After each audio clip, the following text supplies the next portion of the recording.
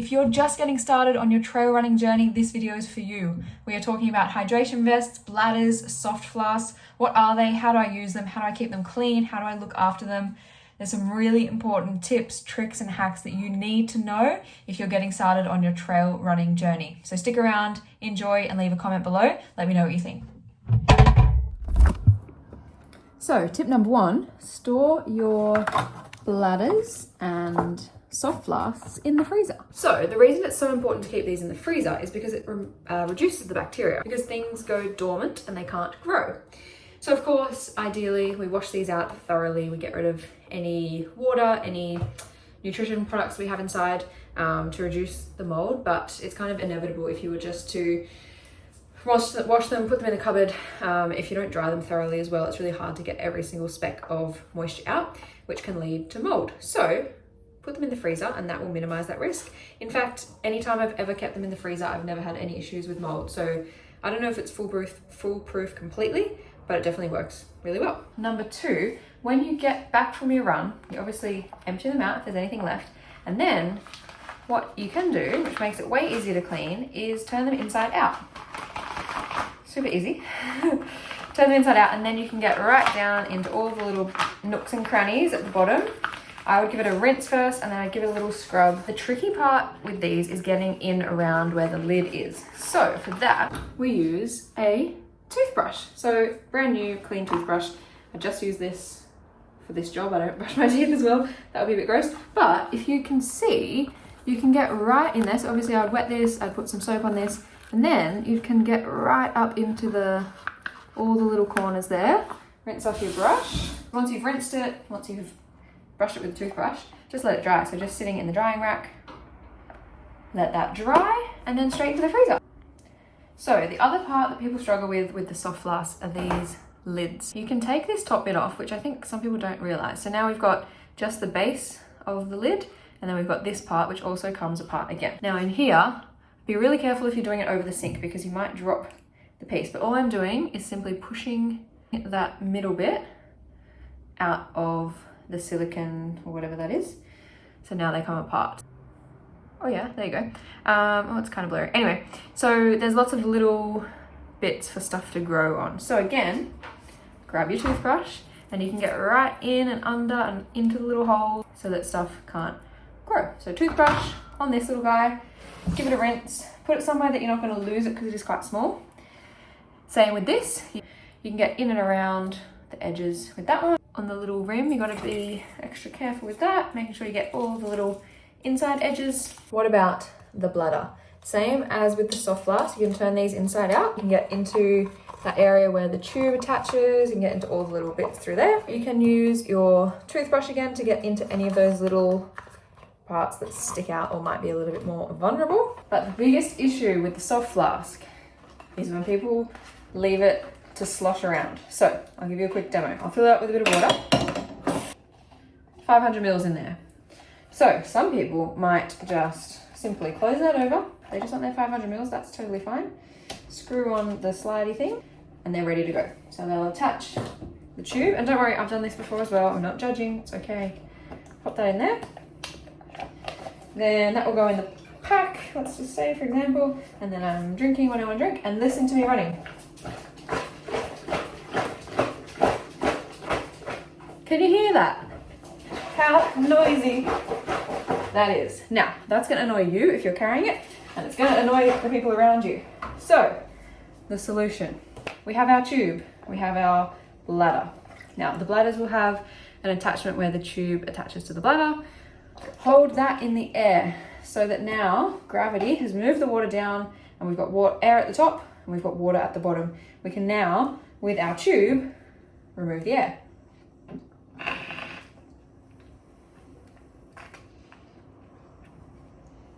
Okay, look at that, vacuum seal, okay? So there's no longer any air in there. So let's say, put it on my pack, drinking along, and I'm running. It's silent. It's silent, guys, listen. Compared to that sloshing going on before, way better. You'll make more friends on the trails if you do this. So get rid of your air first. then that's good. The other thing that I noticed with this as well, if I don't remove the air and I've got tailwind in there, because it will shake around with the air, it starts to get fizzy. So then you'll end up with tailwind that is fizzy, which isn't usually what I go for. So that is my big tip for this. My other big tip is making sure that that's actually attached. I know Lydia's had trouble with attaching hers in the past, and she's gotten into her 50k run and realized she can't get any water out. That happened to me the other day on a training run, and I couldn't get it. It was just air. There was no water coming out. So making sure when you're clipping this in, you don't just put it into there.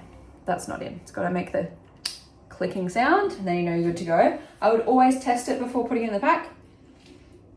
Make sure you're able to get some out, then you can go and put it in the pack. Okay, when it comes to the pack itself, this is the Salomon Advanced 12 set. I think I've had this one for years. There are a couple of things I think you need to know. Number one, which I think is the most important, particularly at the moment, particularly if you are a woman or anyone who might feel like they're in danger or they might be running on their own or you need to attract some attention, is the whistle. All of these Salomon packs have a whistle inbuilt. If your pack doesn't have a whistle, get yourself a whistle. It's a really great way to attract attention if you need to. Now, a lot of people don't know where they are, and I often forget where mine is. So sometimes it takes me a while to find it again. To my left, there is this little area here, which is just like an open mesh pocket. Underneath there, inside, oh, that's a cord, we have a whistle. Okay, this little guy. Tiny, you probably wouldn't know it's there if you didn't know. And it just sits in there. So you don't even notice it if you're not using it, but it is good to have. Okay, next, where do we actually put the bladder? Okay, so we've got the back of the pack here. You've got this big zipper pocket. That is not for the bladder, okay? Then we come to here and we've got this little area which has a little bit of extra material, and then we've got this mesh area. So technically you can put the bladder in either, and some of them come with an insulation as well, which you can put that inside and then put the bladder inside. But if you want to not have your straw banging around everywhere, if you put it in this back side where the mesh is right against your back, there's a little hole to put your straw in, which I'll show you now. So first tip when putting it in, making sure you don't have this side where the straw attaches on the side that's going to be against your back, because that's just going to rub and be painful. So instead we want to turn it around so we have the smooth part against your back and the straw on the other side, which you won't be in contact with. So to get it in, what I would suggest is taking your straw off. So we unclip that, leave that aside. We're going to flip it over so that it's comfortable. We've got the smooth part against our back, and we're going to slide that in. Tend to find if you kind of straddle it in with your hand, it's usually the easiest way.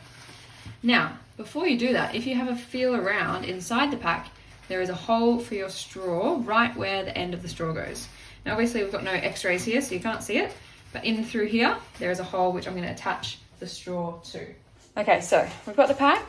If we come in through this side pocket here, which is one of those open stuff pockets, you will find the bladder. Cool, so there's a little hole there, and that just pokes, or you can cover it up, or it pokes through so that you can get access to it. Because from here, we're going to put our tube, now this might be a bit tricky one-handed, we're going to put our tube, attach it on, make sure we hear the click. Definitely a two-hand job, hold on. The click. So it's now attached, but we've just got it sticking out the side, so that's not very helpful.